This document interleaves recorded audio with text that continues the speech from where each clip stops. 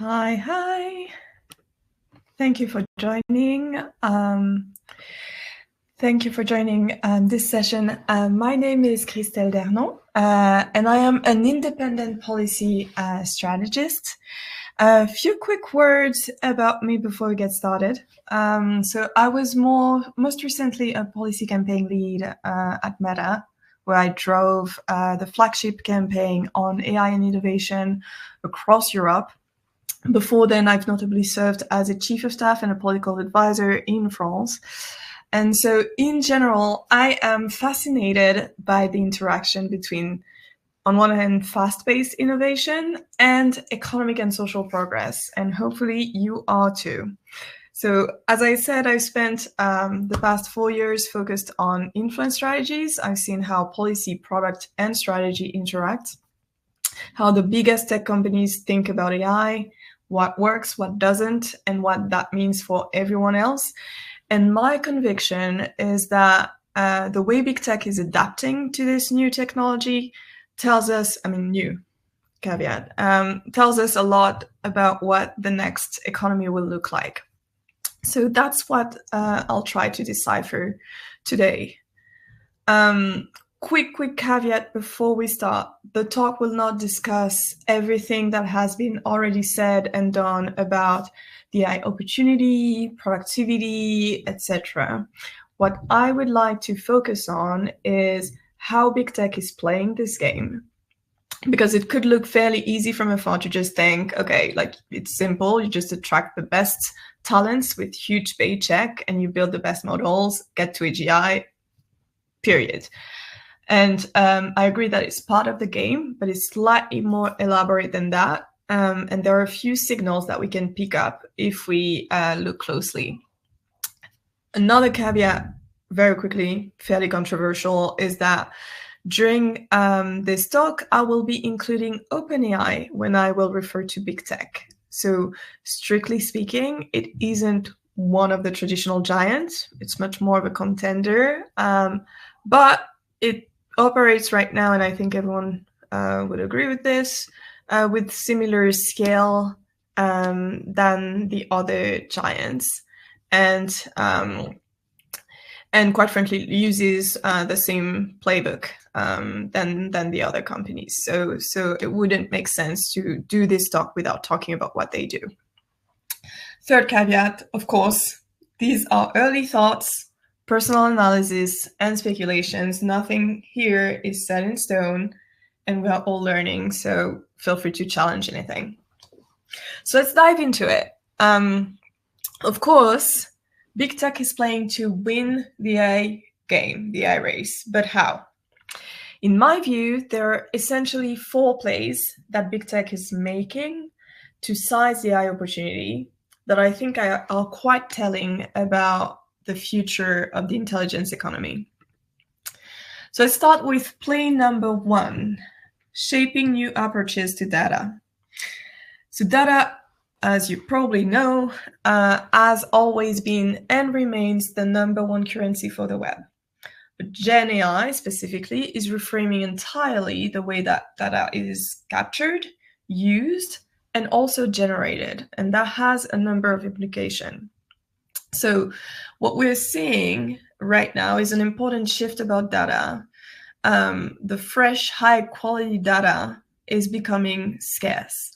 The internet used to be kind of an endless free data lake where companies were free to scrape infinite amount of data for their own needs. And the entire AI boom was built primarily on this assumption. What we're seeing now, and it has been the case for the past 1-2 years, is that this era is ending. There are a number of copyright lawsuits. I think the most famous one is obviously the New York Times against OpenAI, but there are also regulations that are challenging the core approaches that big tech have been using to scrape the data for machine learning training, for example. And the EU AI Act is one of these, but it's not the only one. There are a number of regulations that are coming up in the States, not at the federal level, but in the different American states. So how do big tech respond to that? We're seeing essentially 3 different responses that are very interesting to note. The first one is not a surprise. They are resisting change with lobbying. Nothing new here. Big tech resists most data regulatory changes. And the only thing that is changing here is that the scale of these lobbying campaigns is bigger than ever. It involves the highest level of the US administration, but it's still unclear whether these campaigns will be successful long-term or not. So big tech is not stopping there. What are they doing? They are also taking concrete steps to find new ways to secure more data. And so on one end, they're intensifying partnerships, securing licensing agreement to get data sets, high quality data sets before others. We've seen agreements, for example, with right holders between OpenAI and Axel Springer, Reddit, Financial Times, Google with Reddit, etc. This is not necessarily scalable, but that is happening to secure data that will not be available for competitors. Then we see also much more acquisition of smaller companies for access to their data sets, which was not necessarily that common prior. It was always one criteria, not necessarily the main criteria. But the second thing that they are also doing is that they are generating much more data and using more synthetic data to fill gaps and debias training sets. Again, that's something that was already happening during when it comes to machine learning, but it is happening much more and much more intensively nowadays.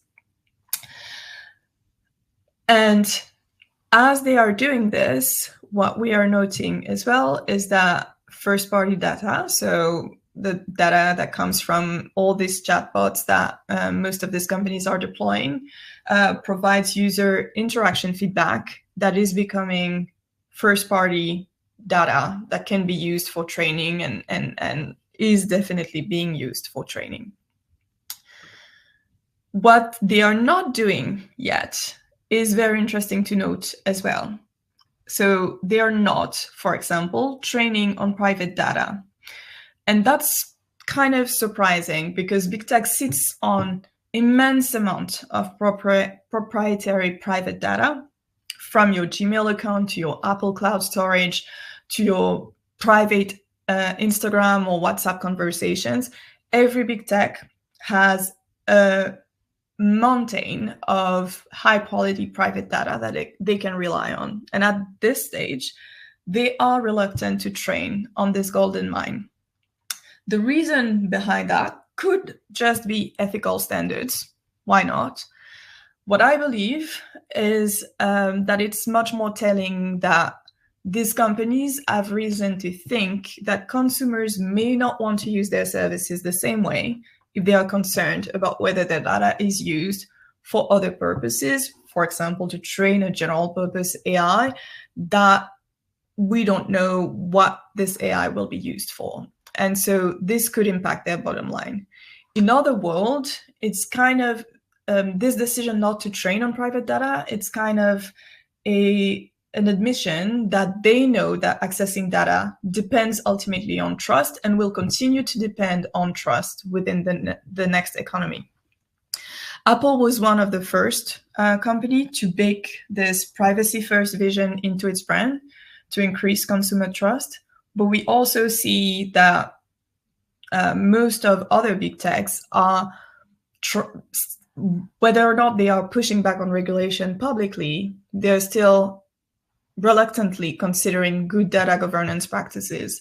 So being transparent about whether data is leveraged to train AI, providing possibilities to opt out and to refuse data training, etc. And they leverage this when they build new products that are primarily meant to capture data for AI training. And I think that's also an important play that we see right now when it comes to data. So let's talk about Sora. I don't know how many of you have heard about Sora, and I don't know if I can hear you or if you can just tell me by a show of hands if this sounds familiar to you. Yes. Okay, so you have not lived under a rock and you've heard about Sora, the most recent viral hit by OpenAI. Why do I want to mention Sora? Because I think that what people forget, beyond the fact that it's a new social app, it could challenge meta social media, for example.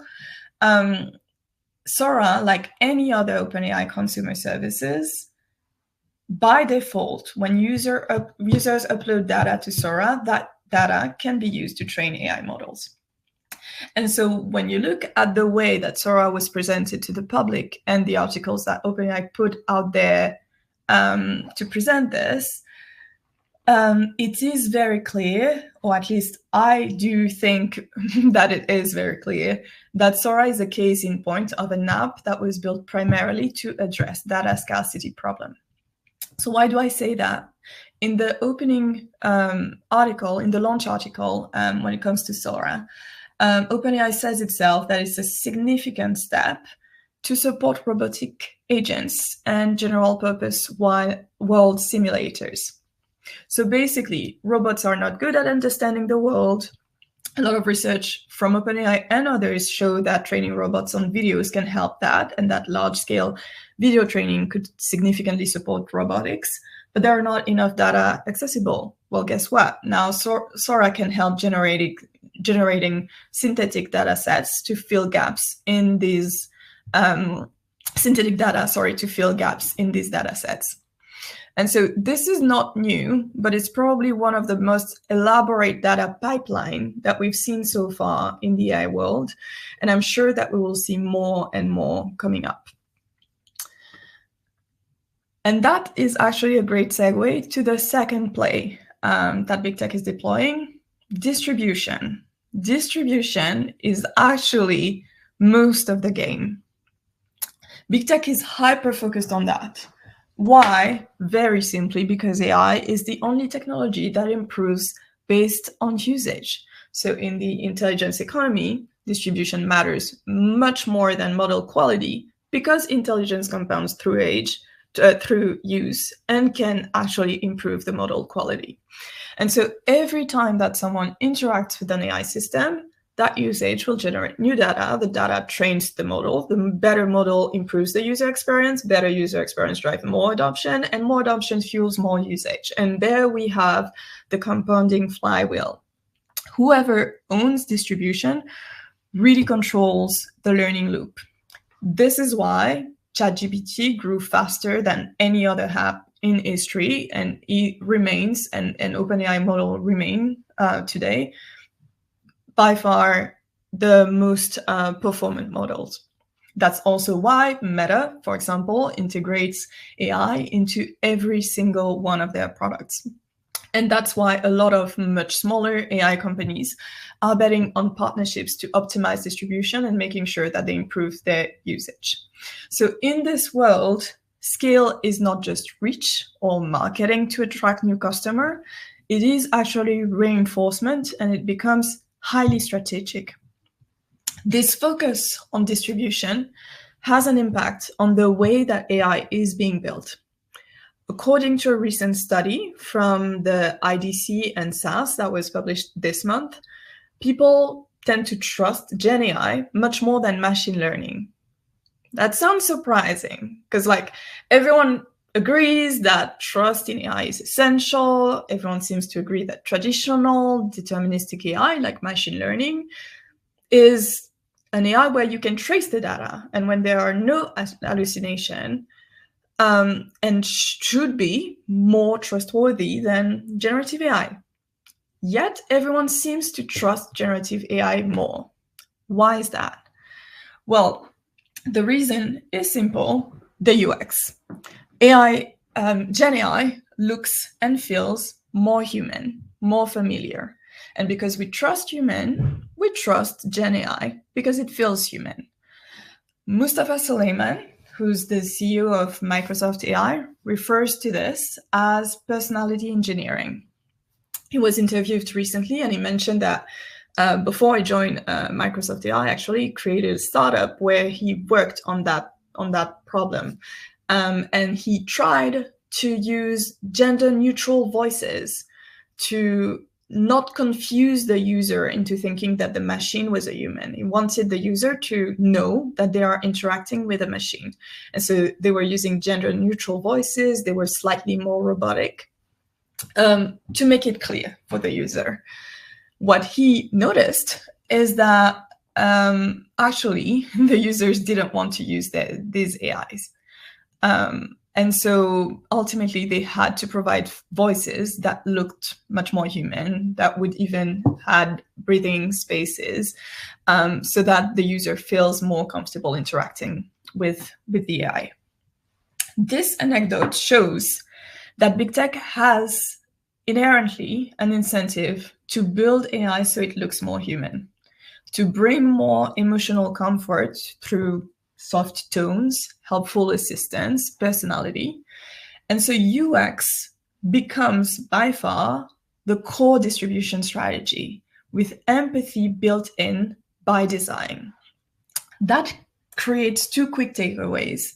Number one, companies are more likely to prioritize UX and empathy when they are building AI-powered tools. And so that means that the skills related to distribution and UX will be critical in the intelligence age. The second takeaway, which is more of a question, is that we can wonder how top of mind then is it really to solve the hallucination problem? Because ultimately, we're not really competing on accuracy. We're competing on believability. Not only is hallucination one of the most complicated problems in AI, there doesn't seem to be a serious incentive to actually prioritize it. So it feels like we are likely to continue having fairly inaccurate AIs for the foreseeable future. And that's important to note, whether you're working on AI or whether you'll be working on any other thing that will be impacted by AI. The third play, very quickly, is the compute, building a compute mode. So the amount of data, synthetic or not, that is required to power these models is immense, no surprise. And so in turn, that demands a lot of compute support. Gen AI has triggered one of the largest infrastructure races in history. That is common knowledge. I think this year we are over $300 billion that are expected to be spent on CapEx by big tech. And the vast majority of that goes towards running and building data centers. What does that tell us? Three things. Number one, that big tech companies expect their own business to use much more computing power due to AI in the foreseeable future. Okay, obvious. Number two, it also says that big tech isn't investing in compute just to run AI models. It's investing in compute to control who else can. When big tech owns the infrastructure layer, it can set the terms of access, who gets the GPUs, when, and at what price. It can also secure early visibility into emerging models via partnerships and cloud APIs. And they can also lock customers more deeply into their ecosystems. So we are shifting quietly away from who has the best models to who has the most reliable platform to run AI. And that already has implication on pricing. So there was a recent study by the FT this year that mentioned that the GPU rental pricing, the average GPU rental pricing, has decreased by an average of 25% per year over the past 2 years. Meanwhile, the prices of the few hyperscalers have remained the same. So when AI adoption happens and the GPU cost will decline, margins will just flow up the stack, without a doubt. And so that's something that is really worth noting, especially in light of this image that I think a lot of you have seen lately. Clearly, big tech compute's play is not just about hardware. It's a multi-level power grab. So what we see so far is power consolidation among a few companies that are cross-funding this the infrastructure. This is still risky, of course. There's billions that is investing in CapEx, but that will only pay if adoption materializes or when adoption materializes. So the million-dollar question is there an AI bubble? And I will disappoint you because I have no clue. My bet is that the infrastructure is not going away. It will become the new baseline, and adoption will likely take longer to materialize than we expect. So potentially we're in a Bible, but more of a timeline Bible than a direction of travel bubble, sorry. However, what I think companies can already take away from what we see today is that big tech seems to be fighting very hard to avoid dependency with one another. And so similarly, perhaps being trapped with any one of them is not the right play. Finally, I also wanted to mention very quickly the particular effort that big tech invests in narratives, because narratives are no longer simple communication tools, but are becoming strategic weapons in what looks more and more like a Cold War with China. And so what we see is that big tech players now are using narratives as a tool to control three things: how investors value them, and you'll see that these narratives always happen every quarter, how policymakers regulate them and their competitors. For example, we've seen OpenAI coming up with the Safe AGI for Humanity and using that narrative to seed more competition, more regulation, for example, in Europe, but not necessarily in the US. So you can also use it both ways. And also how talents decide where to work, which is very classical. Most of the tech companies are very mission driven. And so obviously that helps recruiting talents. These narratives pre-frame the policy debates before they start. And each of them are a translation of corporate strategy into moral language. Whoever will control the story will often control the sandbox that everyone else has to play in. And that's very important to note, because while this narrative game has always been going on, again, it has also intensified with the advance of Gen AI. And most of these players are now geopolitical actors that are setting the terms of the global debate about AI according to their own lens and their own corporate interest, which is fair game. But just don't inherit this narrative. Think independently about these issues and write your own if you are a builder yourself or a talent. So, what can you take away from all this? First, that actually the AI playbook is not that new. It's more of an adaptation of the attention economy that we are very used to and where the core asset was attention. The intelligence economy is much more intense. You still have compute, distribution, and data, but the compute for now is not cheap as it used to be. It's still scaling distribution, but distribution is also feeding more data into the loop, not just collecting it. And the data is then demanding much more compute than prior. The core asset is no longer attention, it is trust and interaction. Okay, when we've said that, what does that mean then? If I'm a leader, if I'm a builder, what should I remember? Well, number one, forget the AI app. There may or may not be a bubble, but the only way to avoid bursting it is to build things that people actually need. And so I know that this sounds like startup 101 advice, but it really is. Do not just ask, what's the problem? Ask yourself, is AI uniquely helpful to solve this problem? Is AI cheaper than any comparable alternative? And if you don't have two yeses, don't build an AI product. That's not enough. The second thing is build for distribution by design. Do not just rely on classic marketing. Bake shareability and integration into your product from day one. Think about empathy with the end user from the get-go, because that will trigger much more usage, and much more usage, as we've seen, will help you will help you improve your model. Third, understand that traditional scraping is over. Big tech understands that. You should understand it too. So work with clients that have clean proprietary data. If you're using third-party data to fine-tune models, be radically transparent about what you do. Provide opt-out options. Big tech may delay the change, but the change is definitely coming. So in a trust economy, clarity will help you scale faster. And it will be easier to do that from the get-go than to have to change your model.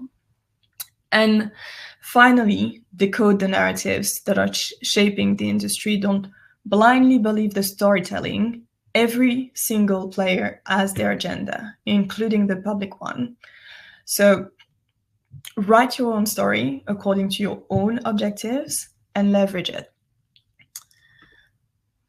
If you are then anyone else, you're not a builder, you're not a leader, or like me, you're not even technical, what can you take away? Well, if you're navigating this new era as a professional, here's the truth. Judgment is the last unresolved problem. So we hear that a lot of time. You will not be replaced by a machine. You will be replaced by someone who knows how to use it. Okay.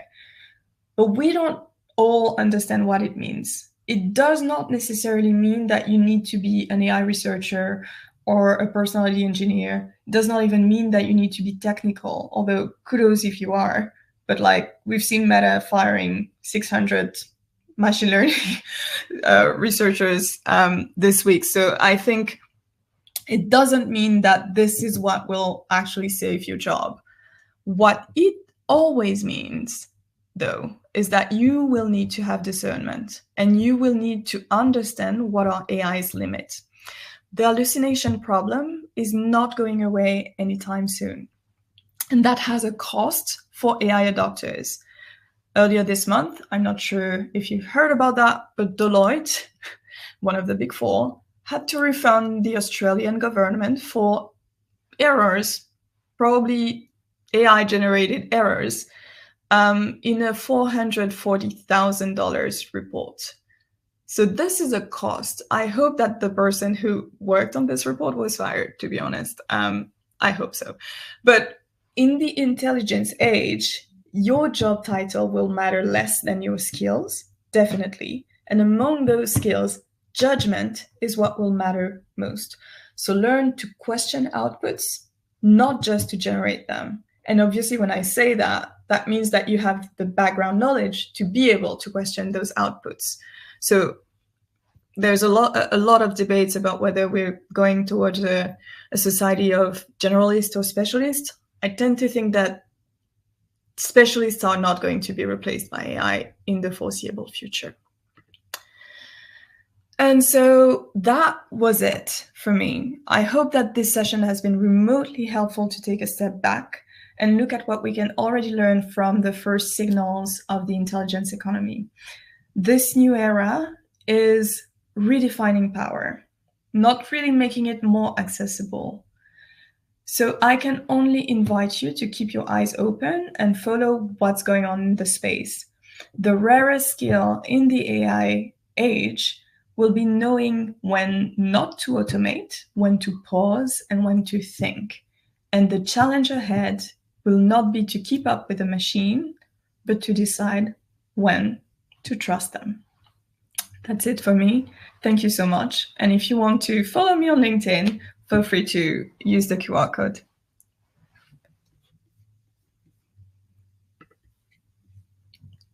I don't know. Oh, no, we don't have time for questions. Oh, yeah, no, sorry. We have no time for questions. Thank you very much, Christelle. You were fantastic. And thank you, everyone, for staying and listening to our fantastic talk as well. Okay, I will end the session. Thank you. Thank you. Bye. Bye.